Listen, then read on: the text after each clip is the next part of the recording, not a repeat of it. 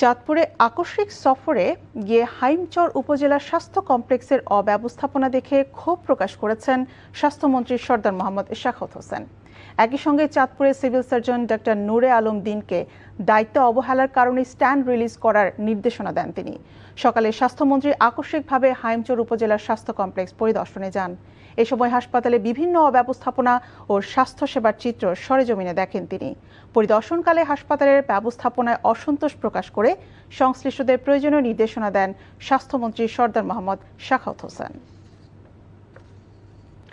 আসন্ন রাষ্ট্রপতি নির্বাচনে বিরোধী দলের প্রার্থী হিসেবে এলডিপি চেয়ারম্যান ডক্টর কর্নেল অবসরপ্রাপ্ত অলি আহমেদের নাম চূড়ান্ত করেছে জামায়াতে ইসলামী নেতৃত্বাধীন 11 দলীয় ঐক্য। রাষ্ট্রপতি পদের মতো গুরুত্বপূর্ণ পদকে বিএনপি দলীয় পদে পরিণত করতে যাচ্ছে অভিযোগ করেন এনসিপির আহ্বায়ক নাহিদ ইসলাম। বলেন, জুলাই সনদ অনুযায়ী নতুনভাবে রাষ্ট্রপতি নির্বাচনের প্রত্যাশা থাকলেও তা থেকে বঞ্চিত হয়েছে জাতি। আর বিরোধী দলীয় নেতা ও জামায়াত আমির ডাক্তার শফিকুর রহমান বলেন, জাতির কল্যাণে আপোষহীন থাকবে 11 দলীয় ঐক্য। জুবাই প্রধানের রিপোর্ট। রাজধানী মিন্টু রোডে বিরোধী দলীয় নেতার সরকারি বাসভবনে প্রায় 1 ঘন্টার বৈঠকে 11 দলীয় ঐক্যের পক্ষ থেকে জোটের শরিক এলডিপির সভাপতি অলি আহমেদকে রাষ্ট্রপতি পদের জন্য মনোনীত করা হয়। পরে আনুষ্ঠানিক সংবাদ সম্মেলনে 11 দলের নেতারা জানান, 23তম রাষ্ট্রপতি নির্বাচনে বিরোধী দলের পক্ষ থেকে প্রার্থী চূড়ান্ত করা হয়েছে। রাষ্ট্রপতি হিসেবে অলি আহমেদের নাম ঘোষণা করেন বিরোধী দলীয় চিফ হুইপ ও এনসিপির আহ্বায়ক নাহিদ ইসলাম। বীর বিক্রম মুক্তিযোদ্ধা কর্নেল অলি আহমদ, উনি 11 দলের পক্ষ থেকে রাষ্ট্রপতি পদে প্রার্থী থাকবেন 11 দলের। আমরা মনে করি দেশের এই যে সংকট একটা চলছে, এই সময় দেশের যে ধরনের অভিভাবকত্ব প্রয়োজন, রাষ্ট্রপতি হিসেবে আমরা মনে করি কর্নেল অলি আহমেদ উপযুক্ত। পরে 11 দলের জোটসঙ্গী লিবারেল ডেমোক্রেটিক পার্টির চেয়ারম্যান কর্নেল অলি আহমেদ দেশবাসীর প্রতি কৃতজ্ঞতা জানিয়ে বলেন, জাতির সাথে বেইমানি না করে সবসময় জনগণের পাশে থাকবে 11 দলীয় ঐক্য। সবাই সর্বসম্মতিক্রমে আমার নাম প্রস্তাব করেছে। আমি সমগ্র জাতির কাছে কৃতজ্ঞ, 11 দলীয় ঐক্য জোটের সকলের কাছে কৃতজ্ঞ, আমাদের সকল নেতাকর্মীদের কাছে কৃতজ্ঞ। আপনাদের মাধ্যমে আমরা জাতিকে বলতে চাই, আমরা আমাদের জায়গা থেকে এই জাতির সাথে কখনো বেইমানি করব না। পরে জামাত আমির ও বিরোধী দলীয় নেতা ডাক্তার শফিকুর রহমান বলেন, রাজনীতি স্বচ্ছ ও প্রতিযোগিতামূলক হওয়া উচিত, জাতির কল্যাণে কোনো আপোষ চলবে না বলেও জানান তিনি। আমরা দেশের কল্যাণের জন্য আমাদের বিবেচনায় সর্বোত্তম ব্যক্তিটাকেই আমরা এই দেশের প্রেসিডেন্ট পদে মনোনয়ন দিয়েছি। আপনারা দোয়া করবেন আমাদের প্রত্যেকটি কাজ যেন জাতির জন্য হয়, জাতির কল্যাণের জন্য হয়। আমরা এই ব্যাপারে ইনশাল্লাহ কোনো আপোষ করব না। 11 দলের অন্য নেতারা জানান, সবার সম্মিলিত সিদ্ধান্তে যোগ্য প্রার্থীকে বাছাই করেছেন তারা। বলেন, সংসদে সংখ্যাগরিষ্ঠতা না থাকলেও যোগ্য প্রার্থী রাষ্ট্রপতি হওয়া উচিত। জুবাই প্রধান, এনটিভি নিউজ, ঢাকা। রাষ্ট্রপতি নির্বাচনের জন্য নির্বাচনী কর্তার কার্যালয় থেকে 2টি মনোনয়নপত্র সংগ্রহ করেছে বিএনপি।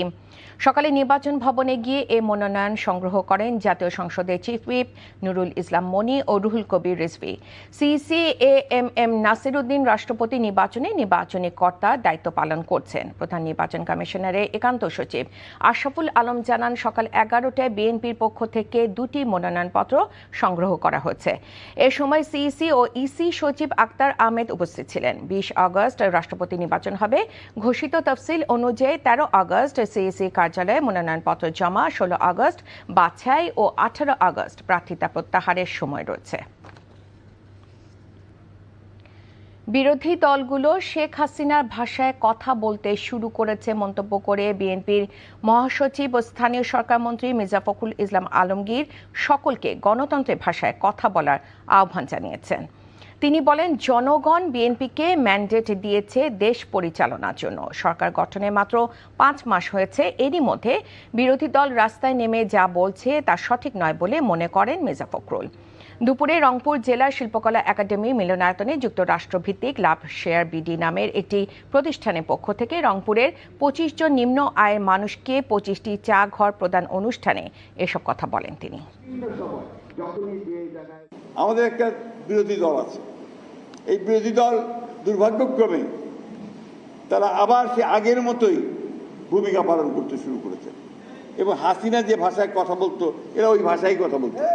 একটা ধ্বংসপ্রাপ্ত অর্থনীতিকে টেনে তোলা শুরু হয়েছে, একটা বিপর্যস্ত আপনার প্রশাসন তাকে ঢেলে সাজানোর চেষ্টা করা হচ্ছে, চেষ্টা শুরু করেছে। কাজটা তো এত সহজ না, এত তাড়াতাড়ি হয় না। প্রধানমন্ত্রী তারেক রহমান বলেছেন, দেশি বিদেশি বিনিয়োগ ঠিক রাখতেও যারা শান্তি শৃঙ্খলা নষ্ট করতে চায় তাদের বিষয়ে সতর্ক থাকতে হবে। দেশ ও মানুষ বিভ্রান্ত হলে ক্ষতিগ্রস্ত হবে দেশের জনগণ। আর আগামী 10 বছরের জ্বালানি, গ্যাস, বিদ্যুৎ নিয়ে সংসদে পরিকল্পনা উপস্থাপন করবে সরকার। বিভ্রান্ত না করে কোনো পরামর্শ থাকলে তা দেওয়ার আহ্বান প্রধানমন্ত্রীর। চট্টগ্রামের বাঁশখালী সমুদ্র সৈকতে বন্যায় ক্ষতিগ্রস্তদের 100 গৃহহীন পরিবারের হাতে নতুন বাড়ির চাবি প্রদান ও ত্রাণ বিতরণ শেষে এমন মন্তব্য করেন তিনি। ইফতেখার রেজার রিপোর্ট, ক্যামেরায় ছিলেন মৃধা মোহাম্মদ রিপন। চট্টগ্রামের বাঁশখালী উপজেলার বাহারছড়া সমুদ্র সৈকতে বন্যায় ক্ষতিগ্রস্তদের 100 গৃহহারা পরিবারের হাতে নতুন বাড়ির চাবি তুলে দেন ও ত্রাণ বিতরণ করেন প্রধানমন্ত্রী তারেক রহমান। আপনারা চাবিগুলো তুলে ধরেন। অনুষ্ঠানে প্রধানমন্ত্রী বলেন, সমুদ্র ব্যবহার করে কিভাবে মানুষের জীবনমান, কর্মসংস্থান ও ব্যবসা বাণিজ্যের ব্যবস্থা করা যায় সেটি ভাবছে সরকার। এই সমুদ্রকে কিভাবে ব্যবহার করে বাংলাদেশের মানুষের তাদের জীবন ব্যবস্থা উন্নত করা যায়, কিভাবে আমরা সেটি এইখান থেকে শুরু করে সেই মিরেশ্বরাই পর্যন্ত, মাদারীপুর পর্যন্ত কিভাবে আমরা বিভিন্ন মিল ফ্যাক্টরি স্থাপন করার মাধ্যমে এই দেশের মানুষের কর্মসংস্থানের ব্যবস্থা করতে পারবো, এই দেশের মানুষের ব্যবসা বাণিজ্যের ব্যবস্থা করতে পারবো। আর পিছনে পড়ে থাকা যাবে না। এখন একটি লক্ষ্য, একটি উদ্দেশ্য, জনগণের জীবনমান উন্নত করা, দেশের ভাগ্যের পরিবর্তন করা। প্রিয় ভাই বোনেরা, দেশ গঠনে দেশের সকল মানুষের হাতকে কাজে লাগাতে চাই সরকার। আজকে বাংলাদেশের মানুষকে সিদ্ধান্ত নিতে হবে যে আমরা কি আমাদের দেশকে এগিয়ে নিয়ে যাব, নাকি আমরা ঝগড়া ফ্যাসাদে লিপ্ত থাকব, নাকি আমরা বিভ্রান্তকারীদের সাথে থাকব। এই ব্যাপারে আমাদেরকে সিদ্ধান্ত নিতে হবে। আপনাদেরকে পরিষ্কারভাবে উদ্দেশ্য করে বলতে চাই, বিএনপি সরকার সংসদে পরিকল্পনা উপস্থাপন করবে। আপনাদের যদি পরিকল্পনা থাকে, আসুন জনগণের সামনে উপস্থাপন করুন। কিন্তু বিভ্রান্তিকর কথা বলে দেশে বিশৃঙ্খলা তৈরি করবেন না, বিভ্রান্তিকর কথা বলে জনগণের শান্তি নষ্ট করবেন না। প্রধানমন্ত্রী তারেক রহমান আরো বলেন, 16 আগস্ট থেকে বড় আকারে শুরু করা হবে ফ্যামিলি কার্ড প্রকল্প। 2026-27 অর্থ বছরে 41 লাখ ফ্যামিলি কার্ড প্রদান করা হবে নারীদের মধ্যে।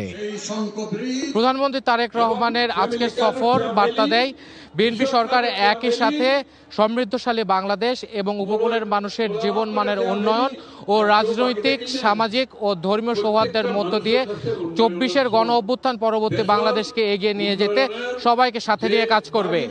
এর আগে সকাল 11:15টায় হেলিকপ্টার যোগে মহেশখালীর মাতার বাড়িতে 1200 মেগাওয়াট কয়লা ভিত্তিক বিদ্যুৎ কেন্দ্র পরিদর্শন করেন প্রধানমন্ত্রী। প্রস্তাবিত 70 মেগাওয়াট সৌর বিদ্যুৎ প্রকল্পের স্থান পরিদর্শন করেন তিনি। এরপর প্রস্তাবিত এলপিজি, এলএনজি ও কয়লা টার্মিনাল অবকাঠামো ও প্রস্তাবিত স্থান পরিদর্শন করেন সরকার প্রধান।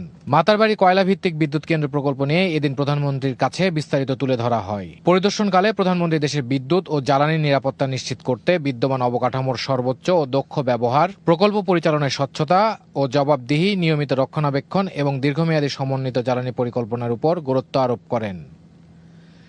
Iftekhar Reza, NTV news, Banshkhali, Chattogram. চুয়াডাঙ্গার জীবননগর সীমান্তে 3 জনকে বাংলাদেশে পুশিনের চেষ্টা করেছে বিএসএফ। তবে বিজেপির কঠোর অবস্থানের কারণে ওই পুশিন চেষ্টা ব্যর্থ হয়েছে। ভোরে মহেশপুর ব্যাটালিয়নের আওতাধীন জীবননগর উপজেলার মাধবখালী বিওপির দায়িত্বপূর্ণ এলাকায় সীমান্ত পিলার দিয়ে 3 জনকে বাংলাদেশে পুশিনের চেষ্টা করে বিএসএফ। এদের মধ্যে 1 জন পুরুষ ও 2 জন নারী। বিষয়টি বিজিবির সদস্যরা শূন্য লাইন থেকেই বাংলাদেশে তাদেরকে প্রবেশে বাধা দেন। এতে 3 জনই শূন্য লাইন থেকে প্রায় 40 গজ ভারতের অভ্যন্তরে ফিরিয়ে নেয় বিএসএফ। প্রধানমন্ত্রী তারেক রহমান এবং প্রধানমন্ত্রী নরেন্দ্র মোদী এক টেবিলে আলোচনায় বসলে অনেক সমস্যার সমাধান হয়ে যাবে বলে মন্তব্য করেছেন ভারতীয় হাইকমিশনার দীনেশ ত্রিবেদী। রোববার ভারতীয় ভিসা আবেদন কেন্দ্রে শিশুদের জন্য খেলার জায়গার উদ্বোধন অনুষ্ঠানে কথা বলেন হাইকমিশনার। এ সময় ভারত বাংলাদেশ সম্পর্ক নিয়ে বা সাংবাদিকদের প্রশ্নের জবাবে দীনেশ ত্রিবেদী বলেন, ভারত বাংলাদেশের জনগণের মধ্যে সম্পর্ক খুবই ভালো। এই সম্পর্ক সরকারি পর্যায়ে বজায় রাখতে হবে। বাংলাদেশিদের জন্য ভারতীয় ভিসা পুনরায় চালু করার পর প্রত্যাশার চেয়ে বেশি আবেদন পাওয়া যাচ্ছে বলে জানান হাইকমিশনার। দালালদের কারণে ভিসার খরচ বৃদ্ধির অভিযোগ প্রসঙ্গে তিনি বলেন, সাধারণে ভিসা প্রাপ্তিতে খরচ কমানো, আরও ভিসা সেন্টার এবং কম সময় ভিসা দেওয়ার সক্ষমতা বাড়ানো হবে। সবচেয়ে আগে সবাইকে প্রধানমন্ত্রী বাংলাদেশের we all respect him a lot. আমি ওনার বক্তব্য শুনেছি অনেকবার and he talks from his heart. এটা আমি দেখেছি. He is a people's person and our prime minister is also people's person. আমার মনে হচ্ছে when two leaders meet, lot of problems are sorted. Problem sort out হয় যখন আমরা কথাবার্তা করি. আর আমার তো পুরো কনফিডেন্স আছে যে মানুষ এক আছে আর ওর সলিউশনটা হবে আর হবে. I am very confident. আন্দোলন দমনে তথ্য প্রবাহ বন্ধে তৎকালীন তথ্য ও যোগাযোগ প্রতিমন্ত্রী জুনায়েদ আহমেদ পলককে ফোন করে ইন্টারনেট ধীর গতির করতে নির্দেশ দেন কার্যক্রম নিষিদ্ধ আওয়ামী লীগের সাধারণ সম্পাদক ওবায়দুল কাদের। তার নির্দেশনার পর তৎকালীন প্রধানমন্ত্রী শেখ হাসিনার অনুমোদনে বন্ধ করা হয় দ্রুত গতির ইন্টারনেট। ওবায়দুল কাদের, যুবলীগ, ছাত্রলীগের শীর্ষ নেতা সহ 7 জনের বিরুদ্ধে জুলাই হত্যা মামলায় প্রমাণ হিসেবে এই কল রেকর্ড ট্রাইব্যুনালে দাখিল করেছে প্রসিকিউশন। তামজিদ সুমারের রিপোর্ট। আওয়ামী লীগ ও এর অঙ্গ সংগঠনের নেতাকর্মী এবং পুলিশের দমনপীড়নের খবর সামাজিক যোগাযোগ মাধ্যমে ছড়িয়ে পড়ার পর ক্ষোভে ফুঁসে ওঠে সারা দেশ। কোটা সংস্কারের দাবিতে গড়ে ওঠা আন্দোলন ধীরে ধীরে মোড় নেয় সরকার পতনের দিকে। এ সময় অতিরিক্ত বল প্রয়োগ ও প্রাণহানির খবরের তথ্য যাতে বাইরে ছড়িয়ে না পড়ে সেজন্য ইন্টারনেট বন্ধের উদ্যোগ নেওয়া হয় বলে দাবি প্রসিকিউশনের। প্রসিকিউশন বলছে ইন্টারনেট ধীরগতি করতে তৎকালীন তথ্য ও যোগাযোগ প্রতিমন্ত্রী জুনায়েদ আহমেদ পলককে সরাসরি ফোন করে নির্দেশ দেন কার্যক্রম নিষিদ্ধ আওয়ামী লীগের সাধারণ সম্পাদক ওবায়দুল কাদের। ভাই পলক বলছি, এটা একটু স্লো করে দাও। জি ইন্টারনেট একটু নেত্রীর পারমিশনটা নিয়ে নাও। তো ওই যে মানে বলা আছে তো যে উনি না বললে না ওনাকে জিজ্ঞেস করেই বলবো।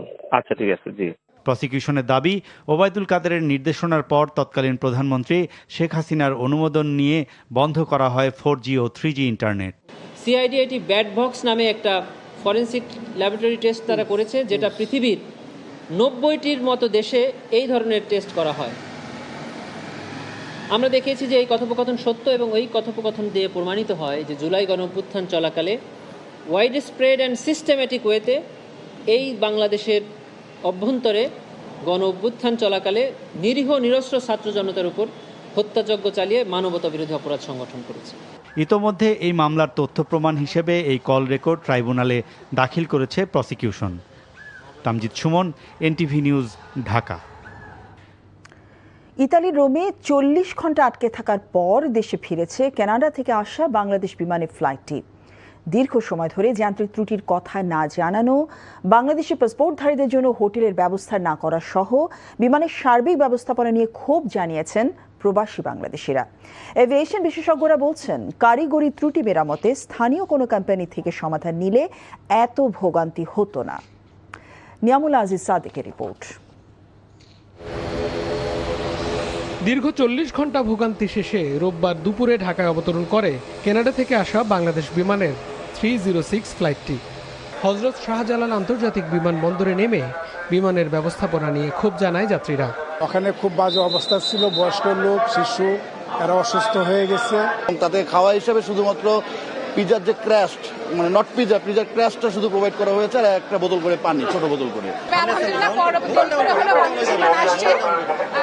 স্টেপ নিয়েছে এবং আমাদেরকে নিয়ে আসার জন্য বাংলাদেশ বিমানকে ধন্যবাদ। সারা পৃথিবী চলে একরকম ভাবে, বাংলাদেশ বিমান চলে একরকম ভাবে। ইতালির রাজধানী রোমে বাংলাদেশ বিমানের ফ্লাইট যখন জ্বালানি নিতে নামে তখন যাত্রীদের বলা হয়েছিল 1 ঘন্টার মধ্যে বিমানটি আবার আকাশে উড়বে, কিন্তু 9 ঘন্টা পেরিয়ে গেলেও কারিগরি ত্রুটির বিষয়ে কোনো ঘোষণা আসেনি বিমান কর্তৃপক্ষের কাছ থেকে।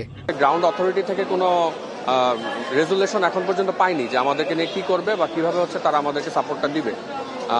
তো আমরা বিমানে অবস্থান করেছিলাম প্রায় অলমোস্ট 9 ঘন্টা। ওখানে কোনো এসি ছাড়া যখন সবাই অসুস্থ হয়ে পড়ে তখন ওর মধ্যে হট্টগোল বেঁধে যায়।